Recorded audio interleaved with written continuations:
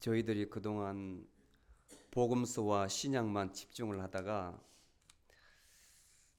말씀 준비하는 가운데에 갑자기 저의 마음을 바꾸세요. 그래서 이 말씀 준비하다가 저 말씀 준비하다가 결국은 오늘 이 말씀을 주셨는데, 참 사람 마음이 그렇게 굳세지 못한 것 같습니다. 제가 그 공부를 마치고 나서 그 어느 분하고 약속을 한 것이 있는데 그 말이 지키질 않았어요. 뭐냐면 이제는 다시는 세상 책을 읽지 않으리라는 그런 다짐이 있었거든요. 그래 그 목사님께 이제 세상 책을 읽지 않고 오로지 남은 생애 동안 성경만 보겠습니다 했는데, 그 약속을 점점 제가 지키지 않아요. 왜냐하면 무슨 책이 나왔는가 이렇게 보게 되거든요. 그리고 이제 그 안에 내용이 괜찮고 하면 또 요즘 아마존닷컴이 워낙 잘 돼 있어가지고 전자북으로 이렇게 신청을 하거나 또는 하드 카피를 신청해서 이렇게 보게 돼요. 이렇게 보게 돼요.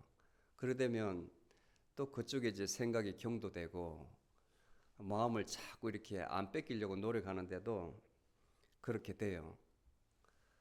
그리고 제가 그 소원을 저 스스로 다짐하게 된 것은, 예전에 이제 제가 20대 그 후반 때에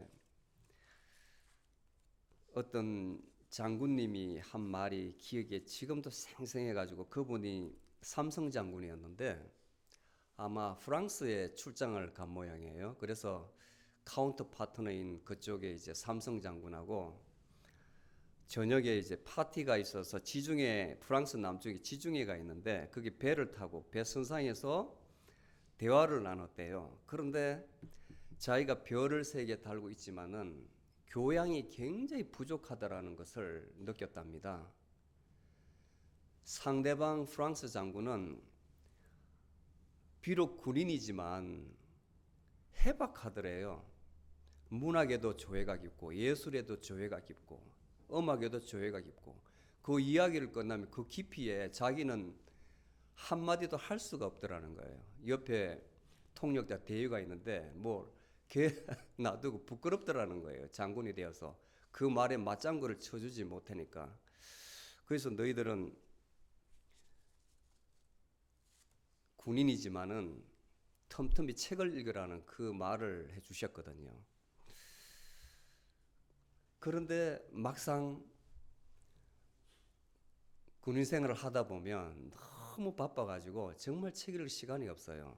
너무 바빠서. 계급이 올라가면 올라갈수록 일이 더 과중해서 내 자신을 좀 업그레이드 할 그런 시간이 없어요. 빠져나오지 않은 이상. 자기가 특별히 재주가 있어서 시험을 쳐서 외국에 유학을 간다든가 특히 위탁 교육을 어플라이해서 합격돼가지고 빠져나오지 않은 이상 현직에 있으면 그럴 시간이 없어요. 시간이. 늘 마음이 이제 무거워서 안타까워하고 있는데, 하나님께서 저를 이곳에 보내셔가지고 평생 동안 다 읽을 책을 읽게 하시는데, 그것도 강제적으로 읽으니까 아주 스트레스더라고요. 스트레스. 그 전공도 또 제가 역사학을 전공하니까 얼마나 또 읽을 양이 많겠어요. 그게 부담으로 확 이렇게 다가와가지고 그 부담이 크니까 사람이 이제 인삼니아 걸리는 거예요. 인삼니아에. 엄청 고통을 많이 받았어요. 엄청 고통을. 그러고 나서 이제 그 공부를 마치고 나서 다시는 이제 책을 안 볼 것이라고, 다시는 책을 안 보고 오로지 성경만 볼 것이다 했는데, 그걸 또 지키기가 힘들더라고요. 지키기가 힘들더라고요. 오늘 본문 말씀을 주셨는데 참 귀한 말씀 같습니다. 참 귀한 말씀 같습니다. 지금까지 저도 이 말씀을 준비하면서 제가 여태까지 살아온 인생을 쭉 반추하게 되는 거예요. 말씀 준비하면서.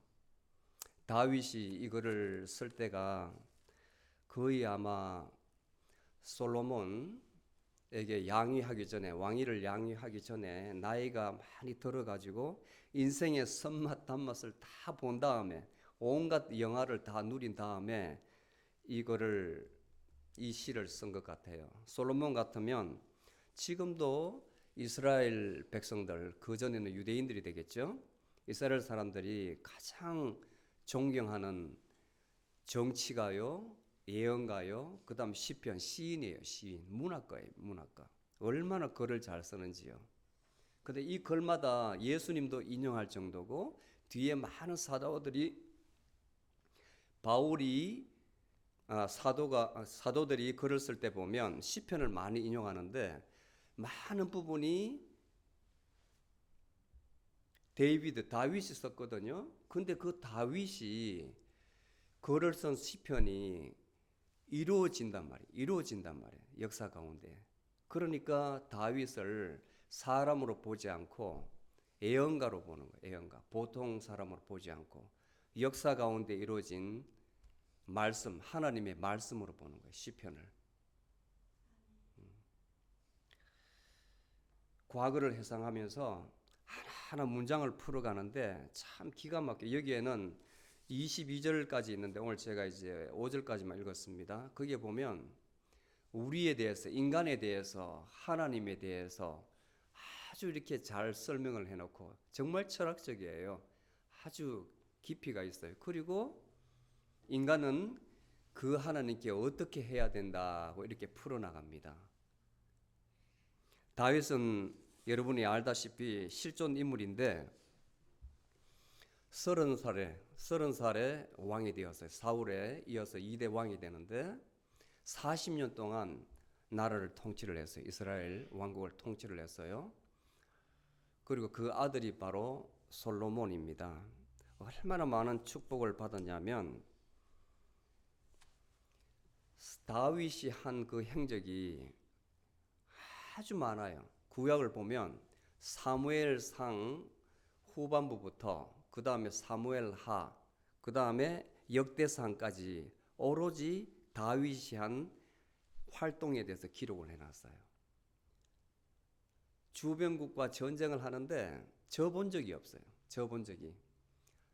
항상 그 뒤에는 하나님께서 딱 받아주셔서 정말 턱도 안 되는 군사력인데도 불구하고 다 이기게 해주셨어요. 그러니까 그 팔레스타인 지역을 다 평정했습니다. 암몬도 평정하고 아모라이트도 평정하고 모압 자손도 평정하고 땅을 지경을 얼마나 넓혔는지 아주 대왕이 됐어요. 대왕. 그리고 많은 주변 국가를 복속시켜서 종옥을 받아서 국가의 부는 엄청났습니다. 그런데 그가 살아있을 때에 전쟁으로 인해서 피를 많이 흘렸기 때문에 하나님께서 성전 짓는 것은 허락하지 않으셨어요. 그 아들에게 위임을 했습니다. 다른 것은 다 주셨어요. 아내 6명, 칸큐바인 첩이 10명, 그리고 자식은 20명. 그 뒤에 솔로몬은 더 많은 축복을 받았어요. 모든 이 사료에 보면 똑같아요. 솔로몬은 정식 아내가 300명, 첩이 700명, 자녀는 카운트가 안 돼요. 본인도 몰라요. 어느 배에서 누가 났는지 모를 정도 그렇게 나와 있어요. 대단하죠. 대단하죠. 아버지의 모든 복을 그대로 다 받은 거예요. 엄청나죠. 부러워하지 마세요, 남자분들. 그래서 다윗이 자기가 지금까지 하나님께 받은 그 은택, 성경에는 은혜라 하지 않고 은택이라고 이야기했습니다. 그 은택을 기억하면서 이 글을 쓰는 겁니다. 이 시를 쓰는 것입니다. 자, 다윗에게 그러면 하나님은 어떤 분인가? 다윗에게 하나님은 오늘 본문 6편에서 9편까지 보면 딱 두 가지로 요약돼요. 여러분들 다 아시는 내용이에요. 어렵지 않아요. 다윗에게 하나님은 첫 번째 공의의 하나님. 공의란 말은 공평 플러스 정의입니다. 그래서 앞에 공자를 따고 정의의 의자를 따서 공의 이렇게 표현하는 거예요. 용어를 잘 구분해야 됩니다. 그 말은 하나님 앞에서는 모든 사람이 평등하다는 거예요. 평등하다는 거예요. 누가 누구를 압제하거나 착취하거나 억누르거나 안 된다는 거죠. 그 사람은 반드시 보수를 받는다. 심판하시는 하나님입니다. 모든 사람은 하나님 앞에 평등하다. 그리고 평등함에도 불구하고 모든 사람이 죄를 지으면 반드시 심판을 받는다는 거예요. 이게 하나님이에요. 이스라엘 역사를 보면 하나님의 성품이 그대로 나타납니다. 하나님의 성품이 비록 선택된 민족이지만 하나님에서 멀리 떠나면 반드시 징계가 있었어요. 반드시 징계가 있었어요. 그 묘사가 아주 적나라하게 있어서 많은 사람들이 구약을 보면 무서워해요. 하나님께서는 왜 이렇게 잔인하실까? 사람을 죽여도 이렇게 무자비하게 죽일까? 요즘 전쟁에서 상상을 못하는 그런 표현이 있거든요.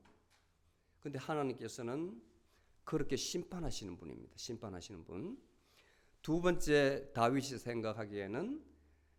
생각하는 하나님은 사랑의 하나님. 구약에서는 사랑이라 하지 않고 자비라 그럽니다. 자비의 하나님이에요. 한 번 자기가 선택한 민족 또는 하나님을 경외하는 사람은 끝까지 책임지시는 하나님. 그래서 17절에 보면 자기를 경외하는 자에게 영원부터 영원까지 영원히 지켜주시는 그 하나님을 자비로우신 하나님. 다윗에게는 그 하나님이 공의로우신 하나님이시고 자비로우신 하나님이에요. 왜냐하면 사무엘하 7장에 보면 다윗에게 나단을 통해서 약속을 하셔요. 다윗이 죄를 지었지만 이따가 설명하겠습니다. 죄를 지었잖아요. 다윗이 큰 죄를 지었거든. 하나님 앞에. 그럼에도 불구하고 약속을 했기 때문에 버리지 않아요. 사울은 아말렉 족속에게 전멸하라 했는데 그렇지 않아서 좋은 것을 취해서 왕위를 박탈당합니다. 그런데 다윗은 그보다 더 큰 죄를 범했어도 불구하고 하나님께서 약속을 하셨기 때문에 버리지 않아요. 그래서 우리는 하나님을 약속에 신실하신 하나님이라고 부르는 겁니다. 어떻게 약속을 했냐면 7장에 보면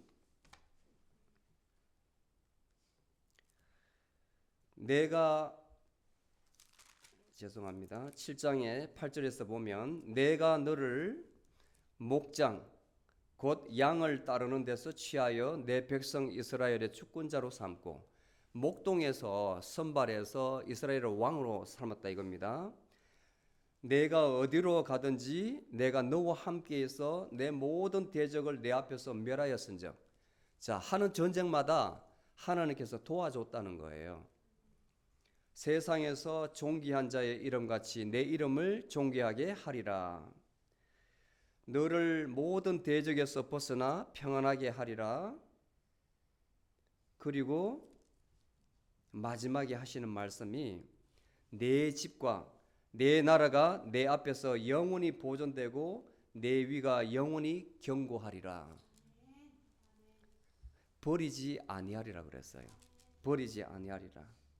내가 내 앞에서 패한 사울에게서 뺏은 내 은총을 너에게는 그렇게 하지 아니하리라. 이 약속 때문에 끝까지 다윗을 지켜준 거예요. 지켜주신 거예요. 너무 감사한 겁니다. 여러분들은 어떻게 생각하세요? 여러분들에게 하나님은 어떤 하나님이세요? 어떤 하나님이세요? 사랑의 하나님이십니까? 징계하시는 하나님이십니까? 아니면 양쪽 다 합하신 하나님이십니까? 예수님께서 이것에 대해서 답을 주셨어요. 예수님께서 이 땅에 오셔가지고 구약에 있는 이 어려운 내용을 상세히 다시 재해석을 해주셨어요. 그것을 바울이 로마서에 아주 명쾌하게 이 내용을 다시 패러프레이즈 했는데 그 내용이 너무나 은혜롭습니다. 로마서 3장 21절에서 26절까지 보면 우리에게 하나님의 의가 나타났다는 거예요. 하나님의 의라는 것은 이때 righteous라는 것은 어렵다는 개념보다도 여기는 공의와 사랑이 같이 포함되어 있는 개념이에요. 너희들이 죄인인데 하나님 앞에서 한 명도 없이 다 죄인인데 오직 예수 그리스도를 믿음으로 말미암아 모든 자 곧 믿는 자 모두에게 미치는 하나님의 의인이 차별이 없느니라. 모든 사람이 죄를 범하였음에 하나님의 영광에 이르지 못하더니 그리스도 예수 안에 있는 구속으로 말미암아 하나님의 은혜로 값없이 의롭다함을 받았느니라. 예수 그리스도의 그 피로 말미암아 우리가 다 하나님 앞에서 용서받고 의롭다함을 받았다는 겁니다.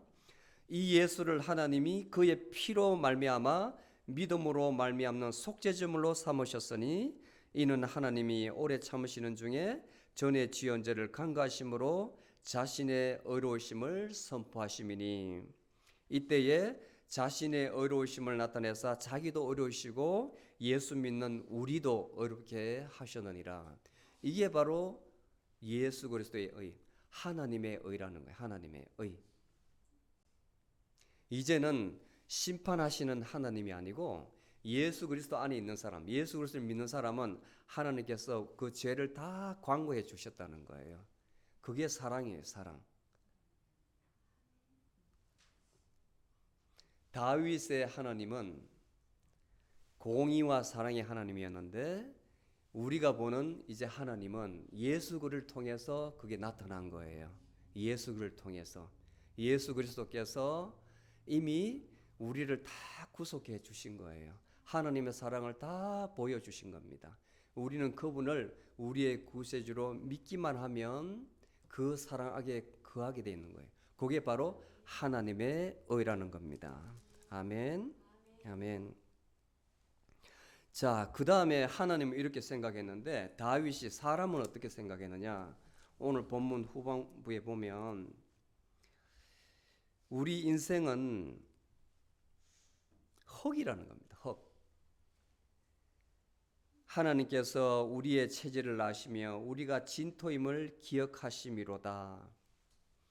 창세기 2장 7절에 보면 하나님께서 흙으로 우리를 빚으시고 그리고 우리 코를 통해서 생기를 불어넣으시고 우리가 생명이 되었다 했어요. 호흡. 우리가 살아있다는 것은 코로 호흡이 들어와서 숨을 쉬고 있다는 거예요. 그 다음에 레위기 17장 11절에 보면 생명은 뭐라고 분명히 기록해 놨습니다. 너희들이 희생 제물을 잡을 때에 고기와 뭐를 먹지 말라? 피를 함께 먹지 말라. 왜냐하면 그 피는 바로 생명입니다. 그래서 반드시 옛날 구약시대는 우리의 죄값을 치를 때는 동물의 피를 요구한 거예요. 그 피는 생명을 요구했다는 거예요.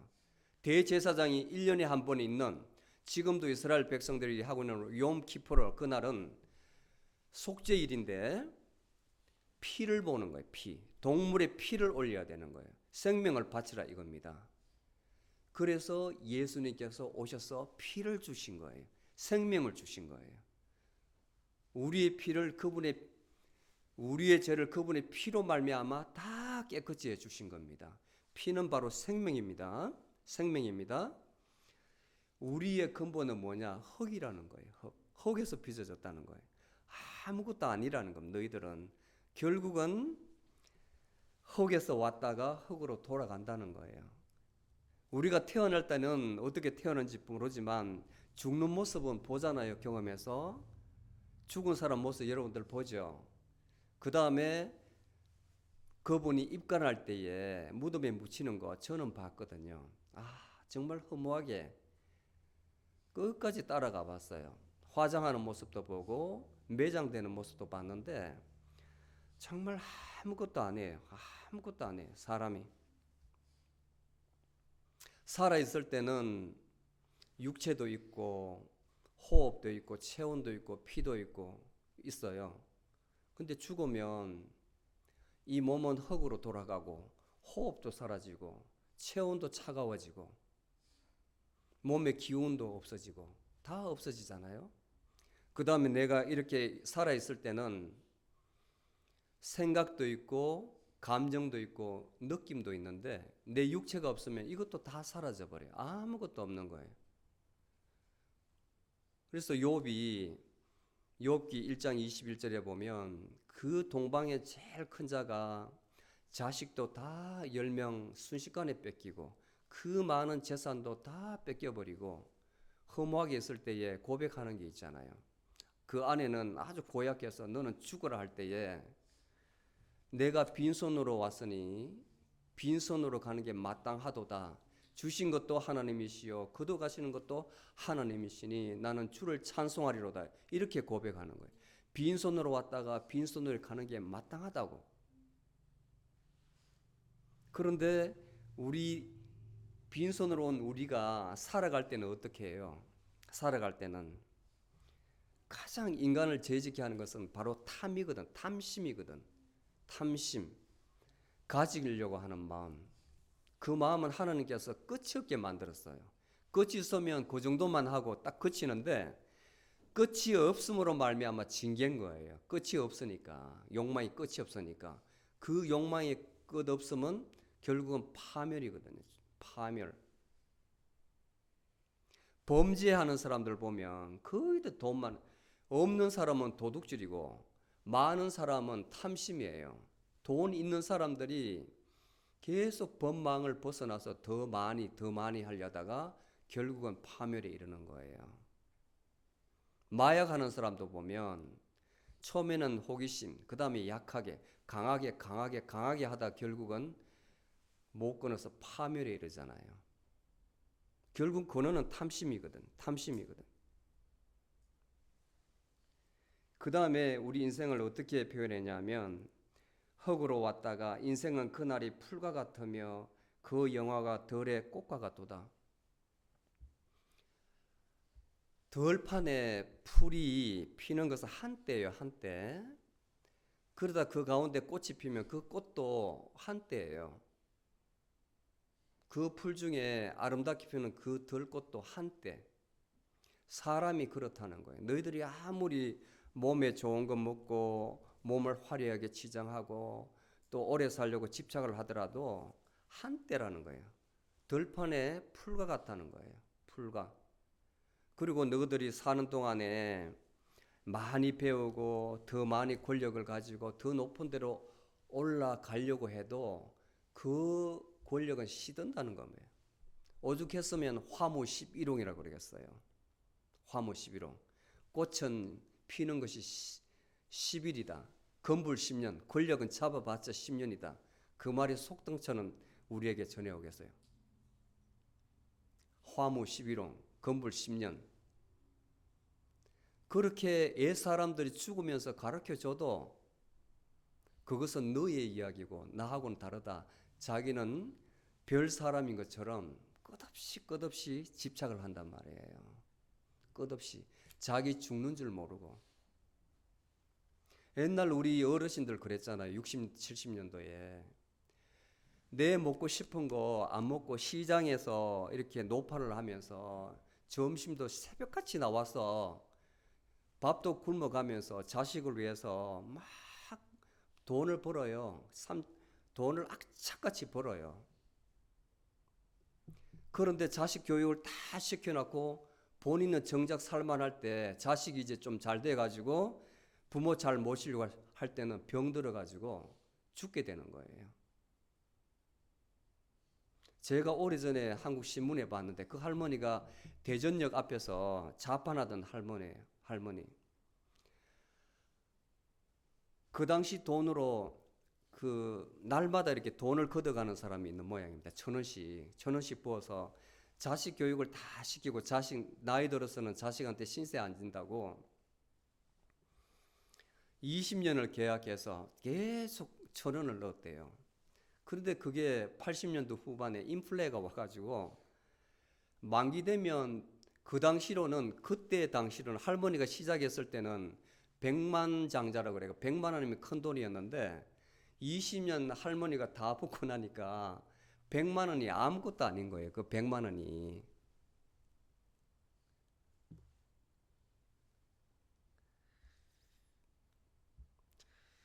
다윗이 이 시에서 우리 인간들을 표현한 것이 너무나 정확하지 않아요?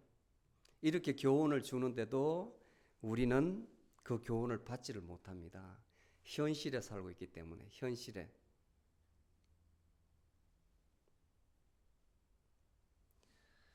저는 이 답을 찾으려고 아주 고민을 많이 하거든요. 왜냐하면 이 시대를 움직이는 사람이 누구냐면 사상가들인데 철학가들이에요. 그 사람들은 생각으로 이 세상을 이끌고 나가는 사람이에요.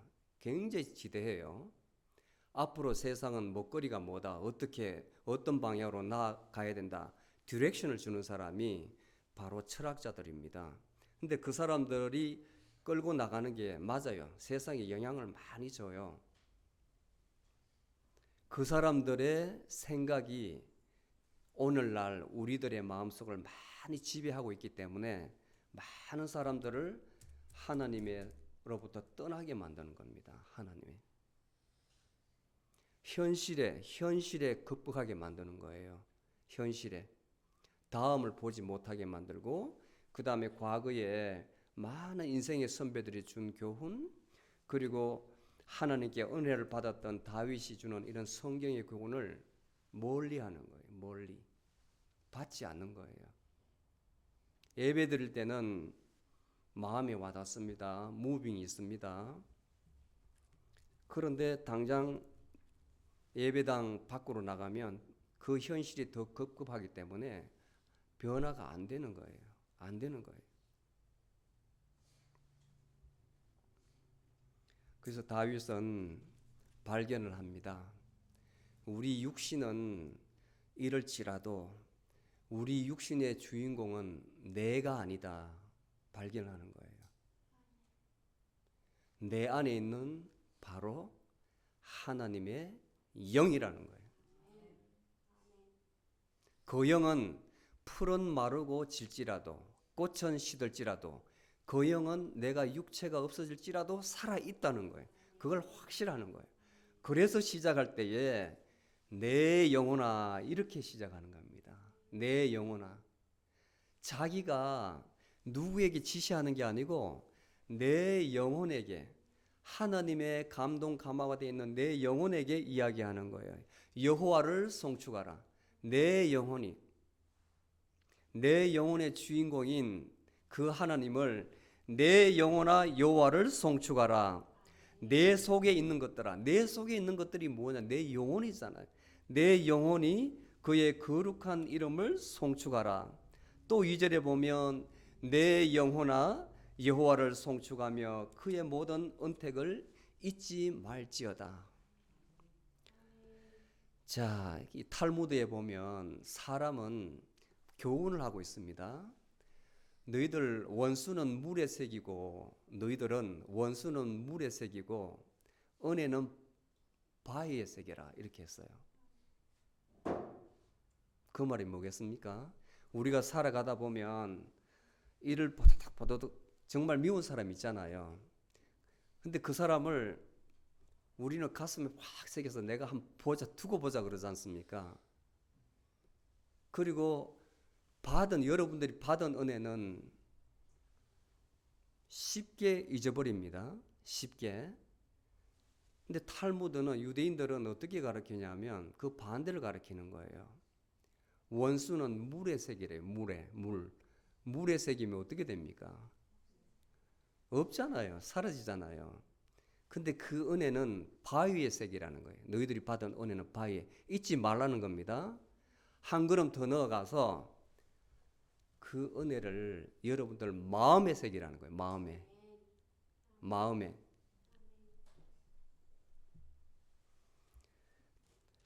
다윗은 내 영혼아 너희가 받은 모든 은혜를 잊지 말지어다. 마음에 새기라는 겁니다. 자, 그 은혜가 어떤 것인지 오늘 5 개로 다윗이 요약을 해서 설명을 하고 있습니다. 하나 풀어보겠습니다. 첫 번째는 모든 죄악을 사하여 주셨다고 이야기합니다. 모든 죄를. 다윗이 사무엘하 11장에 보면 참 은혜를 많이 받고 모든 면에서 뛰어난 지략가고 전략가고 또 훌륭한 정치가였는데 말년에 와가지고 깨어름이 왔어요. 그 11장에 보면 그래서 암몬 요단강 건너서 암몬과 이 이스라엘을 괴롭히는 족속이 있었는데 그 암몬과 전쟁을 할 때에 모든 전장에는 다 따라갔었는데 그때는 깨어름이 나가지고 요압 장군하고 신하들과 그 다음에 군대만 내보내고 자기들은 예루살렘 성에서 다윗은 혼자 있었던 거예요. 혼자 게으름이 났던 거예요. 게으름이 예루살렘 성 위에 올라가서 저녁에 휘황찬게 밖을 보니까 너무 평안하게 좋은데 사람이 그때 죄악이 들어오거든요. 남자들도 보면 열심히 살 때가 좋은데 어느 정도 부가 쌓이고 하면 죄가 들어와요. 남자들은 여자는 모르겠어요. 근데 밤에 달이 휘황찬하게 떴는데 참 멋있어요. 왜냐하면 그 모리아산 거기에 성을 지었는데 높거든요. 다른 지역보다. 그 밑에 사람들 서민들 사는데 보니까 어떤 아리따운 아가씨가 모욕을 하고 있는 겁니다. 눈에 탁 들어왔어요.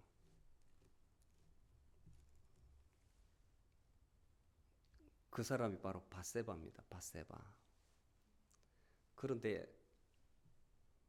부활을 시켜서 데리고 왔는데 문제는 임신이 된 거예요. 임신이. 근데 그 남편 우리아는 전장터에서 아주 용맹하게 다윗을 위해서 싸우는 군인이었거든. 그래서 꾀를 써가지고 빨리 요압 장군한테 기별을 해가지고 불러들여라. 그리고 그날에 동침을 시키려 했는데 성경을 가만히 보면 이미 우리아가 알았다는 게 정설이에요. 왜냐하면 그 우리아가 너 빨리 가서 집에 가가지고 너 집에서 자라 할 때에 우리아가 거부를 하거든요. 내 동료들이 전장에 있는데 내가 어떻게 집에서 평안히 잘 수가 있습니까? 안 들어간다. 그때에 다윗에게 주여 하는 존칭어를 붙이지 않아요. 왕에게. 그런데 요압 장군에게는 주여 하는 말을 붙이거든요. 주여. 그리고 말을 듣지 않아요. 전장으로 가겠다고. 근데 여기서 다윗이 아주 잘못을 범합니다. 기별을 해가지고 우리아를 최전선 앞에 세워서 죽게 하라. 결국은 우리아가 저기 성에서 던진 돌에 맞아가지고 머리가 터져서 죽어요. 선지자 나단이 이야기를 합니다. 직접 왕에게 말은 하지 못하고 비유로 설명을 해요. 어떤 부자가 있는데 그는 양이 수천 수만 마리다. 근데 자기 손님이 왔는데 그 중에 양 한 마리를 잡아서 대접하지 아니하고 양 한 마리 키우는 그 가난한 자의 양을 뺏어가지고 그걸 잡아서 손님에게 대접하더라. 이렇게 내 백성 중에 그런 놈이 있어? 당장 잡아가지고 죽여라 그래요. 다윗이. 나단이 그럽니다. 왕이시여 그분이 바로 당신입니다. 그런데 이미 그 전에 하나님께서 약속을 하셨거든요. 다윗같이 패하지 않는다고 약속을 하셨거든. 죽을 죄잖아요. 이스라엘 법으로 말하면 레위기에 따르면 죽을 죄인데 용서를 해주세요. 용서를. 그러니까 다윗이 그 용서 받고 나서 지은 시가 바로 시편 51편이에요. 시편 51편. 아주 눈물겨워요. 내가 주께 범죄하여 목전에 악을 행하여 싸우니 주께서 말씀하실 때에 의로우시다 하고 판단하실 때에 순전하시다 하리이다. 보옵소서. 나는 죄악 중에 출생하였고 나의 모친은 죄 중에 나를 잉태하였나이다. 하나님이시여, 내 구원의 하나님이시여, 나를 피 흘린 죄에서 건지소서. 내 혀가 주의 의를 높이 노래하리이다. 자기 죄를 하나님 앞에 다 고백하는 겁니다. 사죄해 달라고, 씻어 달라고.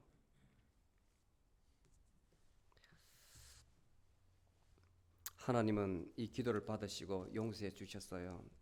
자, 여러분들 지금까지 살아오시면서 우리 어린아이들은 이제는 10몇 년, 우리 태양이도 이제 한 10몇 년, 이제 여기 어른들은 뭐 40대, 50대, 60대 지금까지 살아오시면서 남들이 모르는 나만이 아는 죄가 있을 거예요. 분명히 있을 거예요. 여러분들이 하나님 앞에서 지금까지 심판을 받지 않았다면 죄는 반드시 심판을 받는데 하나님께서 지금까지 오래 참으시고 기다리시는 거예요. 진정으로 사함을 받도록 여러분들이 회개하고 하나님께 가까이 다가오도록 여러분들이 믿음이 있음으로 인해서 예수 그리스도께서 그 죄를 감춰주시고 계신 거예요. 대속에서 돌아가셔서 그 죄를 예수님께서 다 용서해 주신 거예요. 그래서 여러분이 온전한 겁니다. 그렇지 않으면 죄값을 받아야 되는 겁니다. 아멘.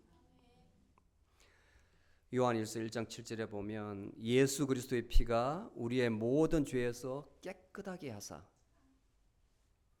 우리의 믿음이 우리를 죄로부터 하나님의 심판으로부터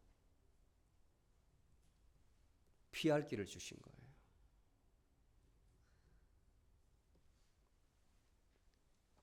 두 번째는 병을 고쳐주셨다. 내 모든 병을 고치시고 다윗은 말씀드린 대로 전사입니다. 워리어입니다. 워리어. 작고 큰 전쟁에 청년 시절부터 나이 들 때까지 전장으로만 뛰어다녔어요. 그 중에서 가장 악독한 상대가 필리스트인인데 이미 철기 문명권을 그 전에 히타이트로부터 받아가지고 철기 문명의 영향을 받아서 이미 세창과 방패와 병거를 가지고 있었어요. 군사적으로 가장 강했고 이스라엘을 가장 괴롭힌 민족이었습니다. 끊임없이 괴롭혔어요. 그 전쟁에서 다윗이 많이 다쳤습니다. 주변국 다른 나라도 마찬가지예요. 이스라엘 가보면 그 땅이 평지가 아니거든요. 평지가 작전하기도 아주 힘든 곳이에요. 얼마나 죽을 고비를 많이 넘겼겠습니까? 근데 그 어려운 고비에서 죽을 고비에서 건져 주셨다는 거예요. 보호해 주셨다는 거예요. 우리도 여태까지 살면서 아프지 않은 사람 한 분도 없을 거예요. 한 분쯤만 아파 보셨잖아요. 근데 어떤 사람은 잘못돼가지고 가볍게 생각해서 그 병이 도져서 죽음으로 가는 사람이 있고 어떤 사람은 큰 병인데도 쉽게 나음을 받는 사람이 있어요. 근데 그것을 그때에 깨달음을 얻어서 하나님께 돌아오는 사람은 구원받은 사람이에요. 구원받은 사람. 제가 여기 학교 다닐 때에 학교 공부도 하고 그 다음 병원에서 채플린 할 때에 각 병동을 다 이렇게 로테이션 하면서 맡아야 되거든요. 수술에 들어가는 사람, 수술하고 회복되는 사람, 중환자실에 있는 사람, ICU, 그리고 일반 병동에 있는 사람, 그리고 의사로부터 선고를 받아가지고 며칠 살지 못한 호스피스 병동까지 다 이렇게 도는데 정말 간호사들과 의사들이 저렇게 될 수밖에 없는 이유가 나오더라고요. 환자를 상대하는 그 어르신들이 의사 앞에 가면 환자들은 전부 다 애기예요. 애기. 다 엄살이에요. 다 죽겠다는 거거든. 근데 의사는 요즘은 결과가 얼마나 뭐 분명합니까? 엑스레이 찍으라 그러죠. 피 검사하라 그러죠. 더 심하면 MRI 찍으라 그러죠. 분명한 결과를 미리 보고 의사는 대충 판단해서 오거든요. 다 분석해가지고 이미 그 사람에 대한 의료 정보를 가지고 회진을 해요. 그러면 거기다가 뭐 여기도 아프고 저기도 아프고 어쩌고 저쩌고 막 이야기를 한다고. 근데 이 초짜 의사들은 그걸 다 들어줘요. 초짜 의사들은 아주 진지해요. 심각하게. 그런데 그 앞에 보스가 있습니다. 과장. 그 밑에 뒤에 쫙 따라 이렇게 새끼들 레지던트가 따라오고 그 사람들은 그냥 싱긋이 듣고만 있다고 듣고만 이미 이 사람은 어디가 문제이다 어떻게 하면 된다는 걸 다 알고 있기 때문에 모든 몸이 육신이 연약한 자는 그야말로 그 마음까지도 애기가 돼가지고 자기밖에 몰라요. 자기밖에 몰라요. 어찌든지 잡아서 얼마를 더 의사한테 듣고 싶고 괜찮다 하는 말을 듣고 싶은 거예요. 언제 나갈 수 있다. 약 먹으면 낫는다. 아무것도 아니다. 말을 듣고 싶은 거예요. 절박한 거예요. 근데 그 의사들이 그렇게 될 수밖에 없는 이유가 어느 정도 이제 50대, 60대 때 가면 환자들 다 받아주고 이렇게 하다가는 그 의사 짓을 못 해요. 피곤해서. 어느 정도 시간을 할애해서 딱 잘라야지 끝까지 들어주면 안 되는 거예요. 그게 상담에도 기본 원리가 있거든요. 그거 다 들어주면 그 직업을 영위해 갈 수가 없습니다. 영위해 갈 수가 없어요. 자기가 나중에 병자가 된다고. 전부 다 내 앞에 오는 사람은 정상적인 사람이 아니고 비정상적인 사람만 오는데 그 사람을 다 들어주면 나도 나중에 비정상적인 사람이 돼버려요. 비정상적인 사람이. 그리고 특히 이제 정신병동에 가면 사람들이 기가 막혀요. 정신이 도는 그 시간대가 있어요. 항상 도는 게 아니라 그 24시간 중에 시간대가 있어요. 그 저는 그때에 사람이 자연의 일부다는 걸 느끼는데 이 달과의 많이 관계가 있어요. 달. 그 때가 주기가 있는데 평상시는 멀쩡하다가 어느 때가 되면 살짝 돌아간단 말이에요. 의사들은데 그걸 간파를 해요. 간파를. 그때마다 이제 미국에서는 좋지 않은 게 의사를 보지 않고 무조건 센 약을 써서 잠을 많이 재우는 쪽으로 치료를 하는데 그래서 저는 근원적으로 치유는 못하겠구나. 저 사람들도 기법을 알고 있으면서 저렇게 방치하는지 그렇지 않으면 그 방법이 최고라고 일시적으로 그렇게 하기 위해서 하는지 몰라도 절대로 이 근원적인 치료는 병원에서 물리적으로 뭐 부러지고 이런 것을 치료받으러 나올 수가 있는데 이런 영적인 문제는 절대로 병원에서 치유할 수 없다는 것을 그때 알았어요. 관찰을 해보니까 의사들도 관심이 없어요. 관심이. 약물이 좋은 게 있으니까 그저 센 약물로 그 시간에 재우는 거예요. 근원적으로 환자와 앉아서 대화를 해서 풀어나가는 기법이 있을 건데 그렇게 하질 않아요. 제가 이번에 우리 순분 집사님 경우도 저도 많이 생각을 하게 하는데 정말 하나님께서는 우리를 아시고 기도를 들어주신다는 걸 많이 이번에 또 저는 체험을 했는데 정말 마지막에 기도를 하니까 하나님께서 참 합당한 의사를 주셨어요. 스페셜리스트를. 그분이 정확하게 진단을 해주시고 그것을 회사에 넘겨서 회사도 그대로 인정할 수밖에 없는 거예요. 왜냐하면 스페셜리스트가 그렇게 진단을 해줬기 때문에 다 치료를 트리트먼트를 다 해주기로 했거든요. 이제 고쳐주실 거예요. 여러분들도 지금까지 병들어서 고침을 받았다면 은혜로 생각해서 너무나 당연하게 생각하지 마시고 그 하나하나에 대해서 은혜로 기억하시기 바랍니다. 그 다음에 생명의 파멸에서 구원하셨다. 성경적 예를 들어보면 사무엘하 15장에서 17절에 보면 다윗이 자기 아들, 셋째 아들 압살롬에게 투리전 반역을 당하는데, 반역은 지금도 마찬가지지만 사형입니다. 사형. 아버지의 왕위를 찬탈하는 거예요. 근데 거기에 마음 아픈 것은 아이도벨이라는 책사가 있었는데, 구약에서 뛰어난 책사 중에 두 명이 있어요. 발람이라는 사람과 아이도벨 두 명인데, 아이도벨이 뛰어났어요. 작전이 뛰어났어요. 만약에 압살롬이 이 사람의 말을 들었더라면 다윗은 죽었습니다. 역사는 끝나버리는 거예요. 아이도벨이 다윗의 충직한 부하였는데 배반을 해가지고 압살롬에게 붙은 거예요. 그러고 나서 기가 막힌, 다윗의 모든 약점을 다 알고 있으니까 이렇게 하면 당신은 왕이 된다. 거의 성공 직전에 하나님께서 그 마음을 다 주관하시잖아요.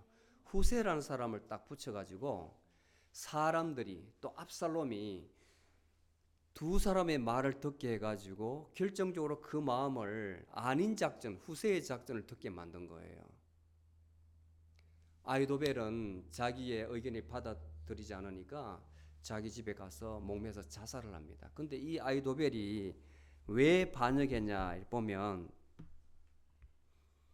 바세바, 다윗과 간음했던 그 바세바의 아버지가 엘리암인데, 엘리암의 아버지가 아이도벨이에요. 그러면 아이도벨이 누구냐 하면 바세바의 친할아버지예요. 멀쩡하게 자기 잘 살고 있는 친손녀가 다윗에 의해서 그 남편이 죽임을 당하는 것 보고 복수심을 느낀 거예요.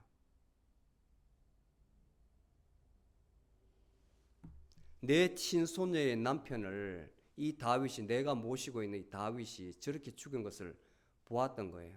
그 마음에 이 원수는 갚아야 되겠다. 나쁜 놈이다. 죽이려고, 압살롬을 이용해서 죽이려고 했던 거예요. 근데 하나님께서는 이미 다윗을 그렇게 버리지 아니하겠다고 약속을 했기 때문에 그 위험에서 벗어나게 했던 겁니다. 생명을 그 파멸에서 구원해 주신 거예요. 구원해 주신 거예요. 많은 자살하려고 생각했던 사람들 보면, 그 수기를 보면 어떤 사람은 그냥 한강에서 뛰어내리는 사람도 있고 죽을 사람도 철길에 뛰어드는 사람이 있는데, 구원하실 자는 그 순간에 무언가 역사를 해서 자살이 안 되게 만드는 사람이 있어요. 생명의 그 파멸에서 스스로 죽으려 해도 안 되게 하는 사람이 있어요. 하나님이 꽉 잡고 계시기 때문에, 건지시기 때문에. 그래서 하나님은 살아계시는 하나님이라는 겁니다. 아멘. 그 다음에 인자와 긍휼로 관을 씌우시며, 이런 표현이 나옵니다. 인자라는 것은 하나님께서 이미 약속을 하셨기 때문에, 다윗과 약속을 하셨기 때문에 계속 돌봐 사랑을 해주시는 거예요. 아끼시는 거예요. 긍휼이라는 것은, 긍휼은 컴패션이라는 것은, 어원은 엄마의 자궁입니다. 그 안에 있는 태아는 얼마나 안전합니까? 하나님의 돌보심 안에 있는 것을 긍휼이라고 그래요. 하나님께서 끝까지 다윗을 보호해 주시고 지켜 주시는 거예요. 많은 것을 주시는 거예요. 왕으로 기름 부음을 주셨죠. 많은 부를 주셨죠. 아내도 주셨죠. 자녀도 주셨죠. 하는 전쟁마다 승리하게 하셨죠. 하나님께서 이렇게 보호해 주시는 거예요. 다윗의 삶에 있어서 어느 하나도 하나님께서 간섭하지 않은 것이 하나도 없었습니다. 그것을 우리에게 적용시켜 봅니다. 우리도 여러분들이 모르지만 섬섬히 작은 것부터 큰 것까지 하나님의 손길이 미쳤을 거예요. 근데 여러분들이, 나와 여러분들이 알지를 못했다. 그냥 지나갔다. 마치 감기가 왔는데, 코빗이 왔는데 내가 모르고 지나간 것처럼 그냥 지나가 버린 사람 있잖아요. 아파서 겪는 사람이 있지만, 하나님께서 그렇게 돌봐주시는데도 그 은혜를 모르고 지나간 경우가 많다. 그러나 지금까지 살아온 것은 하나님의 은혜였다 하는 것을 믿으시기 바랍니다. 그 다음에 마지막으로 좋은 것으로 주셨다. 하나님께서는 우리가 먹는 우리가 입고 있는 우리가 사는 모든 것을 하나님께서 그 배후에는 공급하여 주셨다고 믿으시기 바랍니다. 그 배후에는 그 근원에는 하나님이 계셨다. 그것을 믿는 사람들은 항상 힘이 있는 거예요. 믿지 않는 사람은 하는 일마다 잘 될 때도 있고 안 될 때도 있는데 안 될 때마다 왜 하필이면 왜 항상 원망이 있어요. 잘 되면 감사가 없고 내가 잘해서 그런 것이고. 근데 그 배후에 하나님이 계시다고 믿는 사람은 안 돼도 감사하는 거예요. 아, 하나님이 막아주셨구나. 이 길이 아니구나. 빨리 지혜롭게 판단해서 다른 길로 가는 거예요. 잘 되면 내 입에서 감사가 나오는 거예요.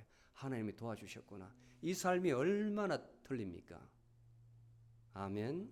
이 삶은 굉장히 틀린 겁니다. 그래서 아침에 일어나셔서 꼭 하나님을 만나시기 바랍니다. 꼭 성경을 보시고 그날을 시작하세요. 하나님을 만나시고 그렇게 하면 오늘 본문 말씀 같이 독수리 같이 여러분을 힘있고 새롭게 하실 거예요. 독수리의 날개침 같이 여러분들에게 힘을 주실 것입니다. 자, 말씀을 마무리 짓습니다. 하나님은 참으로 공의로우시고 자비로우신 분입니다. 정말 보잘것없는 우리를 선택하셔서 예수 그리스도를 낳으시고 알게 하시고 그분을 믿는 믿음으로 우리를 구원해 주셨습니다. 그 구원이라는 것은 우리를 죄에서 사함받게 하시고 때로 병들 때는 병고침을 받게 하시고 때로는 파멸에 이를 때에 우리의 생명을 구속하여 주시고 하는 일마다 도와주신 분입니다. 그분 그 하나님께서 우리 가운데에 계신다는 것을 꼭 믿으시기 바랍니다. 아멘. 기도하시겠습니다. 주님, 오늘 다윗이 내 영혼아 여호와를 송축하라, 내 속에 있는 것들아 여호와 하나님을 송축하라 하는 그 고백이, 그 기도가 우리의 기도가 되게 하여 주시옵소서. 죄사하여 주신 은혜 감사합니다. 저희들 사는 동안에 육신의 연약함을 겪었었는데 그때마다 병고침을 주신 은혜 또한 감사를 드립니다. 생명을 파멸해서 속량하여 주신 은혜, 또 인자와 긍휼하심으로 저희들에게 관시어 주신 은혜 감사합니다. 모든 좋은 것으로 주신 은혜 또한 감사합니다. 티끌과도 들판에 보잘것없는 풀과 같은 저희들에게 영원한 생명을 주신 은혜 또한 감사합니다. 저희들 남아있는 일생 동안 영원하신 하나님만 의지하고 살아갈 수 있도록 은혜 내려 주시옵소서. 예수님의 이름으로 기도드리옵나이다.